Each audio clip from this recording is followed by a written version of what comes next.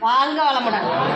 இன்று நமக்கு உணவளித்த அனைத்து நல்லுள்ளங்களுக்கும் நன்றி. இன்றைய பொழுதை நன்மையாக அமைத்துக் கொடுத்த இறைவனுக்கு நன்றி. நாளைய பொழுதும் நன்மையாக விடிய இறைவனை பிரார்த்திக்கிறோம். திரு பவித்ரா அவர்களுக்கு குழந்தை பேர் உண்டாக இறைவனை பிரார்த்திக்கிறோம். திரு சுதா அவர்களுக்கு நல்வாழ்க்கை துணை அமைந்து நல்வாழ்க்கை அமைய இறைவனை பிரார்த்திக்கிறோம்.